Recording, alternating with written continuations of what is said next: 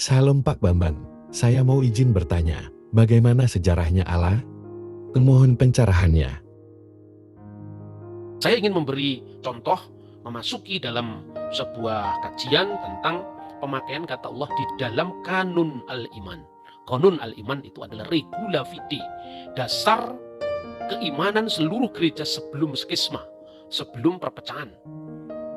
Sebelum gereja kemudian terpecah-pecah menjadi ortodok, katolik, protestan, dasar seluruh gereja semesta sebelum perpecahan itu adalah kanun al-iman atau regula fide yang ditetapkan khususnya di Majma' al-Mas'uniyah fi Nikaya, yaitu konsili oikumenis di kota Nikia, dan yang kedua konsili oikumenis di Konstantinopel. Nah, ini setiap kali kita ibadah, baik itu ibadah liturgi suci, Qudas al-Ilahi, maupun itu adalah ibadah-ibadah harian yang tadi disebut dengan sholat tadi, sholat 7 waktu, selalu dibaca itu.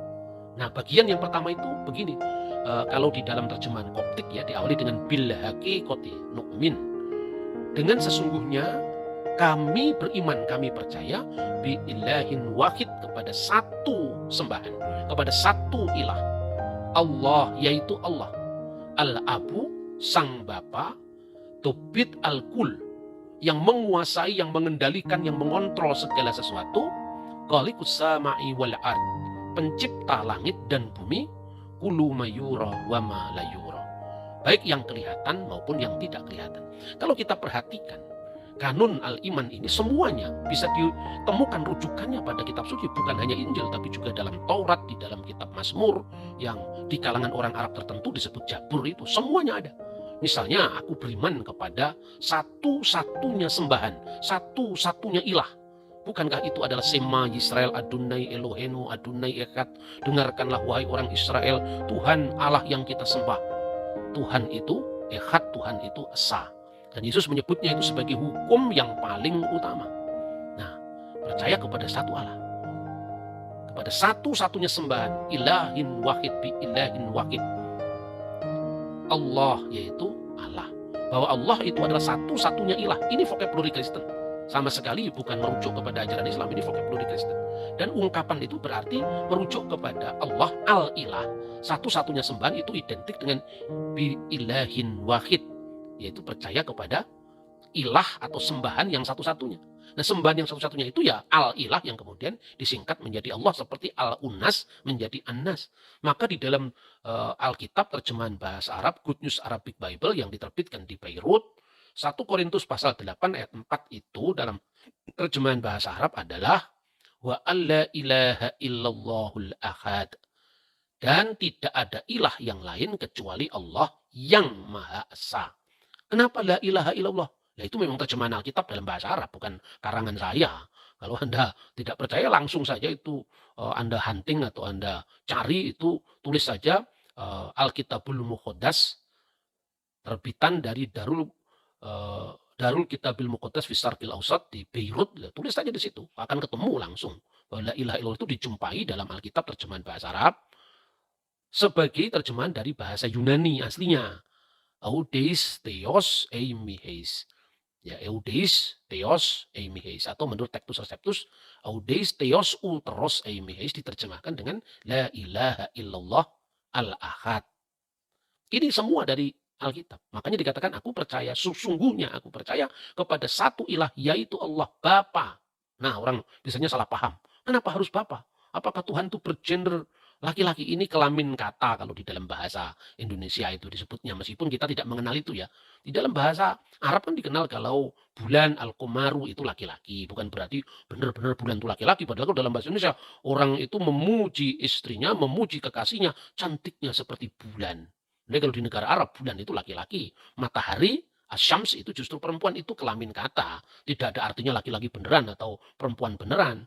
Nah, sekalipun mungkin bagi perasaan teologis orang Muslim, kata Bapa untuk Allah itu dianggap tidak sesuai dengan akidah Islam, ya tentu dalam konteks dialog, sekalipun kita tidak dalam posisi meyakini, tetapi dialog yang sejati kita bisa memahami.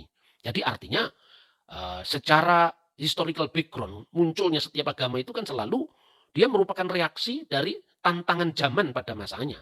Kenapa Islam sangat sensitif misalnya dengan kata anak bapa dalam kaitannya dengan Tuhan, karena penyembahan berhala pada masa sebelum Islam, di mana Alata, Usa, dan Manat sebagai putri-putri dari Allah. Tetapi konteks seperti ini tidak dijumpai di dalam monoteisme Yahudi.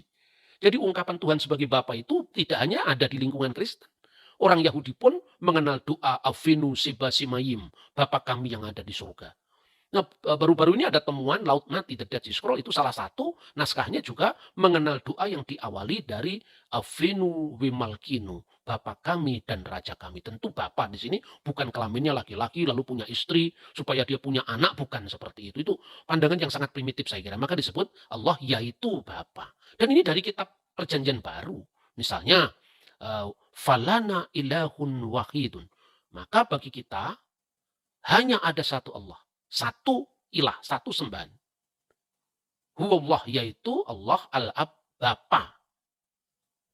Minhu kulusain, alladzi minhu kulusain wa ilaihi narji'u. Yang daripadanya berasal segala sesuatu dan kepada dia semua ciptaan itu akan kembali. Mirip dengan ungkapan inna lillahi wa inna ilaihi raji'un dalam Islam. Ini namanya memang serumpun bahasanya. Allah, Sang Bapa. Yang Maha Kuasa, terjemahan dalam bahasa Arab yang lazim baik itu dalam kanun Al-Iman Koptik, Siriak, Yunani, tidak hanya gereja Ortodok dan juga gereja Katolik, Maronit, semuanya menerjemahkan Dobit Al-Kul. Yang mengendalikan, yang mengontrol, yang menguasai segala sesuatu, itu terjemahan dari bahasa Yunani Pantokrator. Pantokrator itu yang mengendalikan, yang menguasai segala sesuatu, yang Maha Kuasa. Khaliqus sama'i wal ard. Khaliq langit dan bumi. Dan itu jelas kitab Taurat diawali dari kata tadi yang saya baca. Fil badi'i khalaqallahu samawati wal ard. Pada mulanya Allah menciptakan langit dan bumi. Bahasa aslinya Bereshit bara Elohim et samayim ve etza aretz. Kemudian Khalik langit dan bumi. Kullu mayuro wa ma la yuro. Yang kelihatan maupun yang tidak kelihatan. Itu sejajar dengan Kolose pasal 1 ayat 16. Jadi Tuhan itu tidak hanya pencipta kita yang seperti yang kelihatan, tapi juga sesuatu yang imaterial yang tidak kelihatan.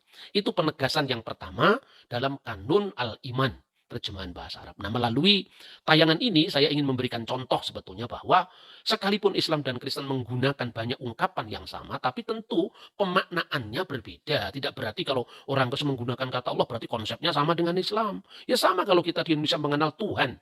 Apa Tuhan dalam konsep Islam sama dengan Tuhan dalam konsep Hindu? Kan tidak. Tetapi sebetulnya Tuhan yang menciptakan alam semesta, langit, bumi, laut, dan seisinya, itu adalah Tuhan yang satu saja. Baik itu dipahami secara berbeda-beda oleh umatnya, Tuhan tidak akan bertambah dengan bertambahnya pemahaman itu.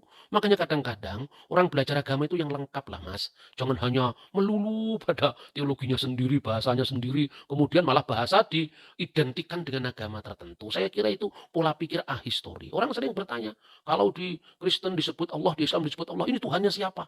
Sejak kapan kata Allah dikaitkan dengan Tuhannya agama tertentu?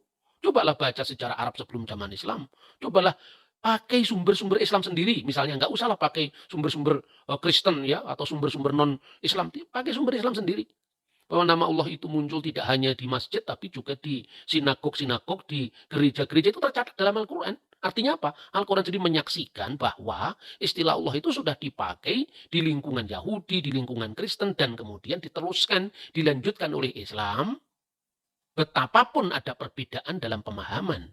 Kalau ada 3 pemahaman tentang Diponegoro, bukan harus mencari Diponegoro yang lain. Lain secara konseptual iya. Diponegoro itu di mata pemerintah Belanda, pengkhianat. Diponegoro di mata kita itu adalah pahlawan. Diponegoro di kalangan aristokrasi atau para aristokrat Keraton Yogyakarta, orang yang baik yang berjuang tidak pada saat yang tepat. Nah, mana Diponegoro yang Anda pilih? Saya memilih Diponegoro seorang pahlawan.